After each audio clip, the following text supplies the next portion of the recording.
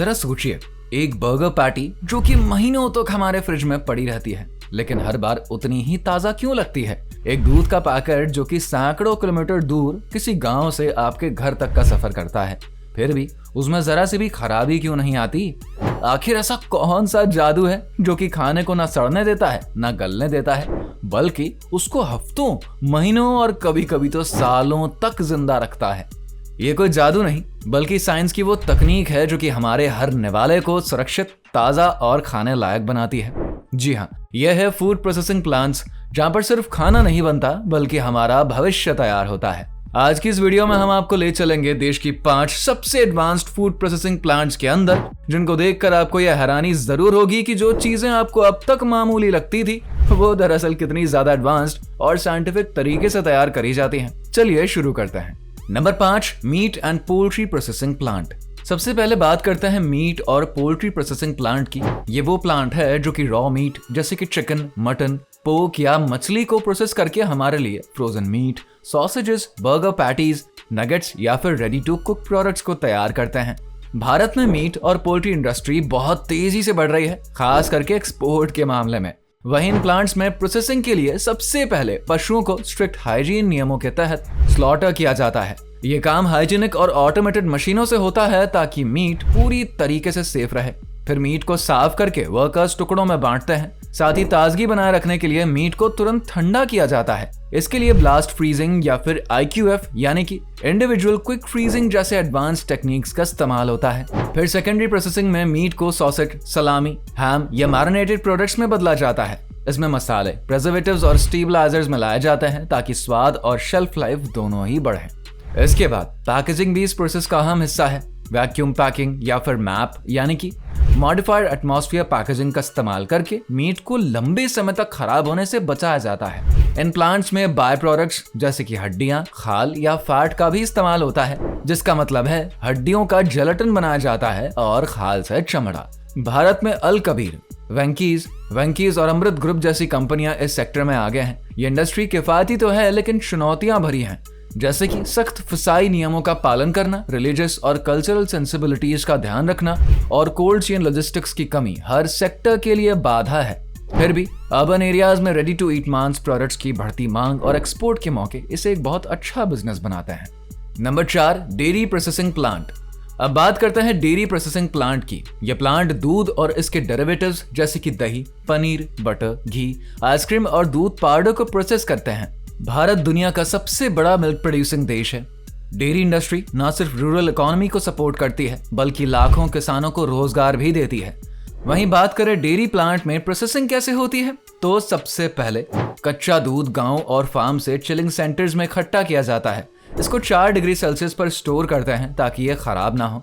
फिर दूध को पैस्चराइजेशन के जरिए गर्म करके हानिकारक बैक्टीरियाज खत्म किए जाते हैं। फिर होमोजेनाइजेशन प्रोसेस में दूध के फैट को एक जैसा किया जाता है ताकि क्रीम अलग ना हो। इसके बाद दूध से अलग अलग प्रोडक्ट्स बनाए जाते हैं, जैसे कि फर्मेंटेशन प्रोसेस से दही और चीज बनता है। क्रीम सेपरेटर से क्रीम निकालकर बटर और घी तैयार होता है। दूध पाउडर के लिए स्प्रे ड्राइंग टेक्निक का इस्तेमाल होता है, जिसमें कि दूध को सुखाकर पाउडर बनता है। फिर इन प्रोडक्ट्स को टेट्रा पैक, प्लास्टिक बोतलों या फिर वैक्यूम पैकेजिंग में पैक किया जाता है ताकि ये लंबे समय तक ताजा रहे। वहीं इन प्लांट्स में pasteuriser, homogeniser, cream separator, spray dryer और ऑटोमेटेड पैकेजिंग मशीन्स का यूज होता है। कोल्ड स्टोरेज और दूध की क्वालिटी चेक करने वाले इक्विपमेंट्स भी जरूरी होते हैं। भारत में अमूल, मदर डेयरी और नेस्ले जैसे ब्रांड्स इस सेक्टर में टॉप पर आते हैं। सरकार की योजनाएं जैसे कि डेयरी प्रोसेसिंग और इंफ्रास्ट्रक्चर डेवलपमेंट फंड यानी कि DIDF इस इंडस्ट्री को बढ़ावा दे रही है। लेकिन दूध में मिलावट, कोल्ड चेन की कमी और छोटे डेयरी किसानों की इनकम इस सेक्टर के लिए रुकावटें हैं। फिर भी ऑर्गेनिक दूध, फ्लेवर्ड मिल्क और प्लांट बेस्ड डेयरी ऑप्शंस जैसे कि बादाम दूध की बढ़ती मांग इस इंडस्ट्री के लिए नए दरवाजे भी खोल रही है। Number 3, fruits and vegetables processing plant. अब बात करते हैं फ्रूट्स और वेजिटेबल्स प्रोसेसिंग प्लांट की। ये प्लांट ताजे फल और सब्जियों को जूस, जैम, अचार, फ्रोजन सब्जियां, सॉस या फिर डिहाइड्रेटेड प्रोडक्ट्स में बदल देते हैं। भारत दुनिया का दूसरा सबसे बड़ा फल और सब्जी प्रोड्यूसिंग देश है, लेकिन हैरानी की बात तो यह है कि हमारे यहाँ सिर्फ 2 से 3% प्रोडक्ट्स ही प्रोसेस होते हैं। ये प्लांट्स पोस्ट हार्वेस्ट नुकसान को कम करने में बहुत इंपॉर्टेंट है। अगर बात करें प्रोसेसिंग कैसे होती है, तो सबसे पहले फल और सब्जियों को ऑटोमेटेड मशीन से धोया या फिर छांटा जाता है, फिर छीलने और काटने का काम होता है। बैक्टीरिया को खत्म करने के लिए ब्लांचिंग यानी कि हल्का उबालना या फिर स्टरलाइजेशन किया जाता है। साथ ही प्रिजर्वेशन के लिए फ्रीजिंग, कैनिंग या फिर ड्राइंग जैसी टेक्निक्स इस्तेमाल होती हैं। जी हाँ, इन प्लांट्स में फ्रीज ड्राइंग से फल और सब्जियों को बिना पोषक तत्व खोए सुखाया जाता है। इसके अलावा जूस प्रोसेसिंग में फल से रस निकाला जाता है, फिल्टर किया जाता है और फिर पाश्चराइज किया जाता है। साथ ही पैकेजिंग भी इंपॉर्टेंट है, क्योंकि इसमें जूस को टेट्रा पैक या फिर कांच की बोतलों में और फ्रोजन सब्जियों को वैक्यूम पैकेजिंग में डाला जाता है। भारत में मैंगो पल्प, टमाटर प्यूरी, फ्रोजन मटर और अचार जैसे प्रोडक्ट्स बहुत पॉपुलर हैं। हिंदुस्तान यूनिलीवर का किसान, डाबर और आईटीसी इस सेक्टर में बड़े नाम हैं, लेकिन कोल्ड चेन इंफ्रास्ट्रक्चर की कमी, फल और सब्जियों की सीजनल अवेलेबिलिटी और हाई प्रोसेसिंग कॉस्ट इस सेक्टर के रास्ते में रुकावटें हैं। Number 2, grains and oil seeds processing plant. चलिए अब बात करते हैं ग्रेन्स और ऑयल सीड्स प्रोसेसिंग प्लांट की। ये प्लांट गेहूं, चावल, मक्का, दाल और ऑयल सीड्स जैसे सोयाबीन, सरसों और मूंगफली को आटा, तेल या दूसरे प्रोडक्ट्स में बदलते हैं। भारत में ग्रेन्स और ऑयल सीड्स इंडस्ट्री बहुत इंपॉर्टेंट है, क्योंकि हम ज्यादातर इसी पर ही तो डिपेंडेंट है। इन प्लांट्स में सबसे पहले वर्कर्स अनाज को साफ करते हैं और क्वालिटी के अकॉर्डिंग इसको छांटते हैं। फिर मिलिंग प्रोसेस में गेहूं को आटा, चावल को पॉलिश या दाल को छीला जाता है। वहीं ऑयल सीड से तेल निकालने के लिए 2 तरीके हैं, मैकेनिकल प्रोसेसिंग या फिर सॉल्वेंट एक्सट्रैक्शन। इसके बाद तेल को रिफाइनिंग प्रोसेस से गुजारा जाता है ताकि इम्प्योरिटीज हटें और वो खाने लायक बने।